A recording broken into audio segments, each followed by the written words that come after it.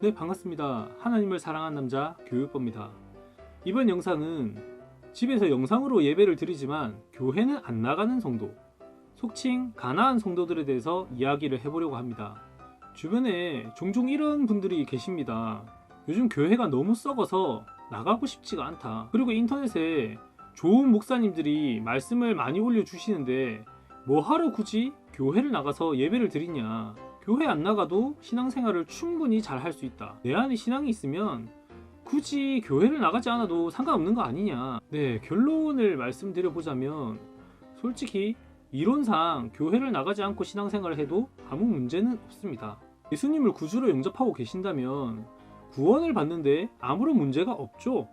하지만 저는 그런 말씀을 하는 분들께 정말 하나만 알고 둘은 모른다고 말씀드리고 싶습니다. 왜냐면 신앙인이 잘하는데 교회의 역할이 반드시 있기 때문입니다. 왜 하나님께서 교회를 통해서 일을 하시겠습니까? 교회는 그냥 단순한 건물이 아닙니다. 교회를 다니는 것에 대해서 우리가 느끼든 느끼지 못하든 큰 의미가 숨겨져 있기 때문입니다. 저는 지금 저희 교회에서 찬양인도 사역과 교육부 교사를 맡고 있습니다. 결혼 전에는 줄창 청년부 임원을 맡으면서 여러가지 대외 활동도 많이 했었습니다. 처음 교회에서 사역을 맡아본 것은 23살 때였는데요.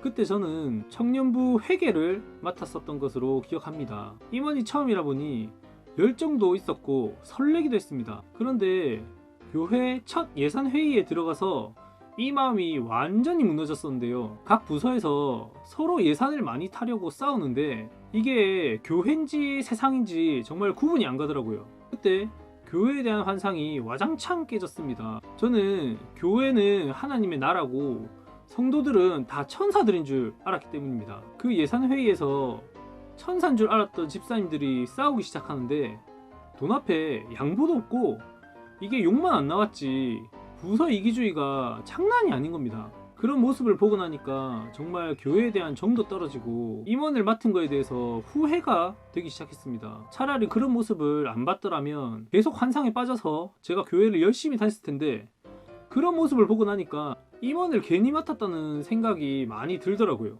그래서 그때 하나님께 심각하게 기도를 했던 기억이 납니다. 하나님, 오늘 회의에 들어가서 보니까 제가 생각했던 교회의 모습이 아니네요. 뭔가 교회가 잘못된 것 같습니다. 차라리 교회를 가지 않고 저는 그냥 혼자서 신앙생활 하는 게 더 덕이 될 것 같습니다.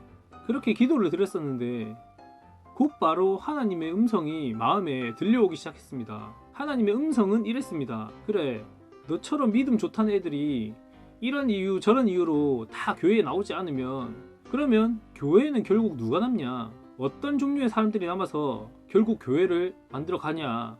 하나님께서 저에게 도리어 이렇게 물으시는데 뭔가 아차 싶고 또 깨달음이 오더라고요. 그래서 저는 그때 교회에 철떡같이 붙어 있어야 되겠다는 마음을 가지게 됐습니다. 제가 교회에 끝까지 남아서 언제 어디서든 본을 보이는 사람이 되어야겠다는 생각을 했었습니다. 솔직히 돌이켜보면 정말 건방진 생각이었던 것 같습니다. 마치 교회에서 저 혼자 신앙인인 것처럼 저 혼자 착한 사람인 것처럼 그렇게 생각하면서 교회에 붙어 있으려고 했으니까요. 교회는 여러 사람들이 모이다 보니까 별일이 다 있습니다. 일을 진행하고 끌고 나가려고 하다 보니 생기는 여러 가지 문제들, 사람이 연약해서 생겨나는 문제들, 또 하나님에 대한 지식이 없어서 생겨나는 문제들, 또 개인의 신앙 차이나 환경들 때문에 발생되는 문제들, 5만 가지 문제가 다 생기는데 그런 문제들을 잘 돌파하려면 인내를 배워야 되고 이해하고 배려하는 마음도 배워야 됩니다. 유연할 줄도 알아야 되고 하나님만 의지하는 법도 배워야 됩니다. 철이 철을 연단한다고 여러 가지 일들 속에서 사람들한테 부대끼면서 또 그 속에서 배워지는 것들이 있습니다. 교회는 말씀을 듣는 곳이기도 하지만 훈련이 이루어지는 곳이기도 하다는 뜻입니다. 값없이 주는 구원만 달랑 받고 신앙생활 끝났다고 하지 마시고 주님께서 주시는 풍성한 여러 가지 은혜들도 함께 누리시는 그런 성도분들이 되시길 바랍니다.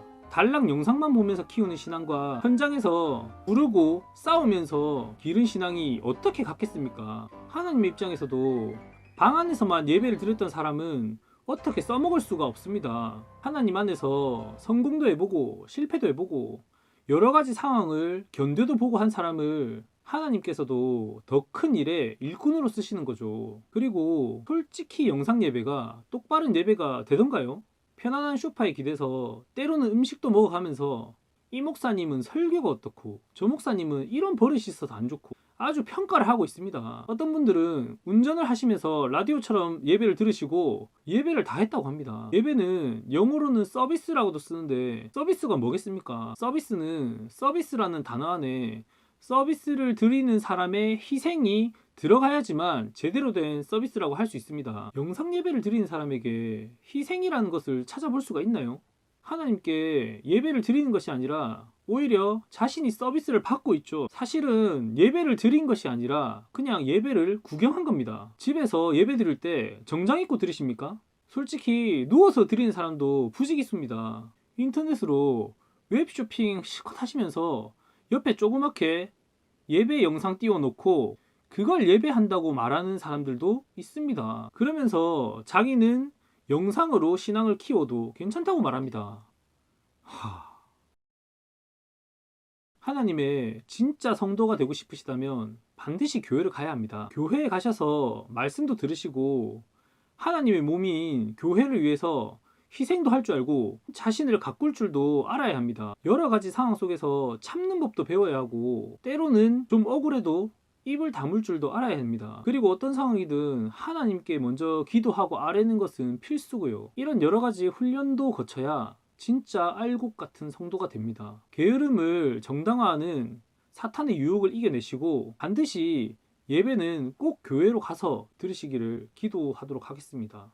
참고로 오해하실까봐 말씀드립니다. 저희 교회 집사님들은 천사가 맞습니다. 조금 열정이 가하다 보니 그때 예산회의에서 여러 가지 좀 큰 소리가 오갔지만 제가 수년간 함께 지내본 결과 그분들은 천사가 맞으십니다. 혹시나 저희 교회 집사님들에 대한 이상한 오해는 하지 말아 달라는 당부를 드리면서 이상 교회오빠였습니다. 감사합니다.